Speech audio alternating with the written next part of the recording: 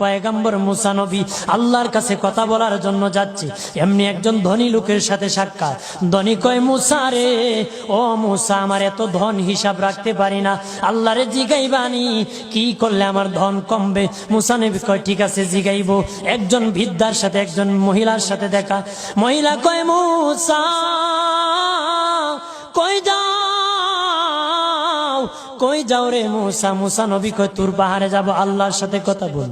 মুসা রে, আল্লাহরে জিগাইবানি, আমি গরিব মানুষ, আমি ভালো কিছু কিনতে পারি না, ছেলে মেয়েকে ভালো কিছু খাওয়াইতে পারি না, ভাঙ্গা গোর, এত গরিব, ভালো করে ঘর বানাইতে পারি না, আল্লাহরে জিগাইবানি কি করলে আমার উন্নতি হবে, ধনী হব, টাকা পয়সা হবে, আল্লাহরে জিগাইবানি। আল্লাহ মুসা নবী কয়, ঠিক আছে, আল্লাহরে জিগাইব, তুমি কেমনে ধনী হইবা? আল্লাহ নবী মুসা নবী তিন রাস্তার মোড়ে যা দেখে একটা লোক বসে আছে, তার দুই হাত নাই, দুই পা নাই, দুই হাত নাই, দুই পা নাই।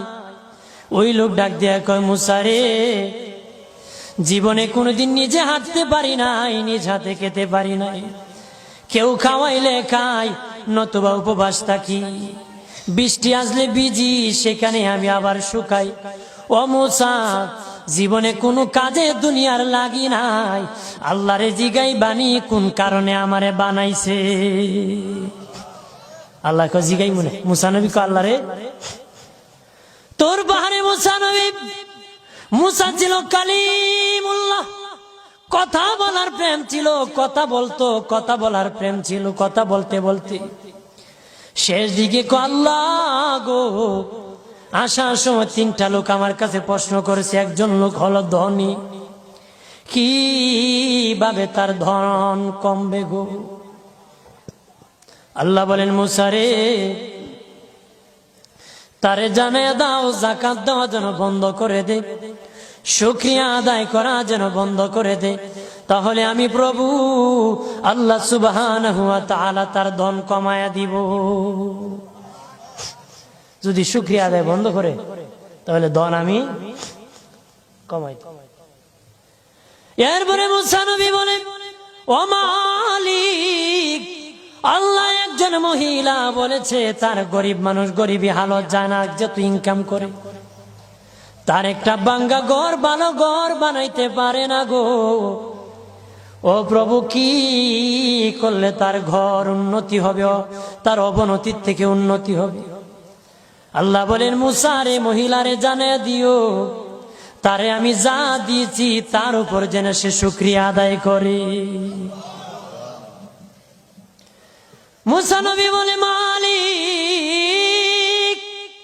তিন রাস্তার মোড়ে গো আল্লাহ, একটা লোক তুমিও দেখতেছো যার হাত নাই পা নাই। কত মানুষ হাত নাই গো, কত মানুষের পা নাই রে। আল্লাহ কত সুন্দর হাত পা দিয়েছে, কত সুন্দর জবান দিছে, শ্বাস দিতেছে আর নিতেছে। আইসিইউ লাইফ সাপোর্টে যদি একদিন তাকে 50-60 হাজার টাকা লাগে রে। 80 বছর, 100 বছর, 40 বছর, 25 বছর আল্লাহ হায়াত দিল রে। বলো রে শাস্তাগঞ্জের সুন্নি জনতা, আল্লাহরে জীবনে কয় টাকা তোমরা দিছো? কয় টাকা আল্লাহরে দিছো? এদের শ্বাস দিল, অক্সিজেন দিল আর নিল। অক্সিজেন যদি বন্ধ হয়ে যায় প্রাণ বাঁচবে না রে। শ্বাস যদি নিতেও না পারো জীবন শেষ, ছাড়তেও না পারো জীবন শেষ। অক্সিজেন আল্লাহ দিল, বিনা টাকায় দিল, বিনা পয়সায় দিল, আল্লাহর শুকরিয়া আদায় করতে হবে। আল্লাহ কয়, মুসা, যেই লোক হাত পাও দেই নাই, তারে আমি বানাইছি জাহান্নামের একটা ছিদ্রি আছে, এই ছিদ্রিটা ভরার জন্য,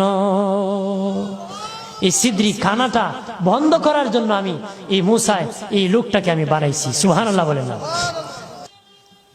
মানুষের সম্মান বেশি, মানুষের ইজ্জত বেশি, সৌন্দর্য মানুষের বেশি।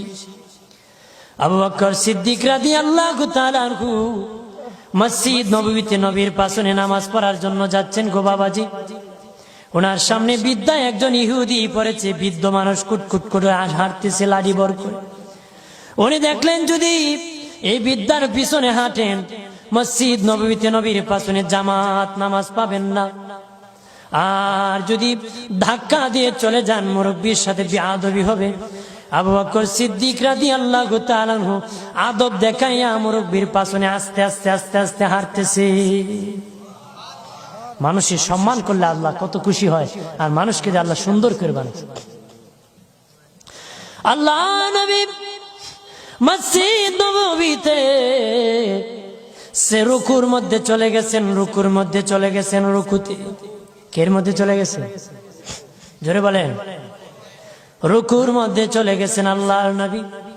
আমার আল্লাহ জিবরিল আমিন পাঠাইয়া নবীকে সংবাদ জানাই দিলেন, ও নবী, আপনার আবু বকর সিদ্দিক আমার এক সৃষ্টি বিদ্যাকে সম্মান দেখাইতে আসতে দেরি হতেছে, আর সে আস্তে আস্তে আপনি রুকুর থেকে উঠে গেলে 1 রাকাত নামাজ পাবে না। নবী গো, রুকুর মধ্যে আপনি পড়ে থাকেন, আবু বকর সিদ্দিক যখন আগমন করবে তখন রুকু থেকে সোজা হয়ে দাঁড়াবে। জোরে বলে আমার আল্লাহ বলেন, আবু বকর সিদ্দিক আমার সৃষ্টি ইহুদি হোক সম্মান দেখাইছি, ইজ্জত করেছে রে, আমি আল্লাহ আবু বকরকে সম্মান দেখাতে জামাতটা তার জন্য রেডি রেখে দিয়েছি।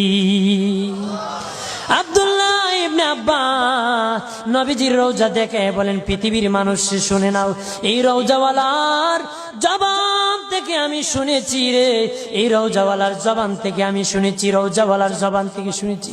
নবী বলেছেন, কোন বৃদ্ধ মানুষ যদি একটা গাঁটি নিয়ে দেয়, কেউ এগিয়ে দেয়, লাঠি পরে যদি উঠাইয়া দেয়, বৃদ্ধ মানুষ হাঁটতে পারে না, ধরিয়া ধরিয়া বাড়ি পর্যন্ত পৌঁছায়া দেয়। আব্দুল্লাহ ইবনে আব্বাস বলেন, এই নবীর রওজাওয়ালার জবান থেকে, আমার নবীর জবান থেকে শুনেছি।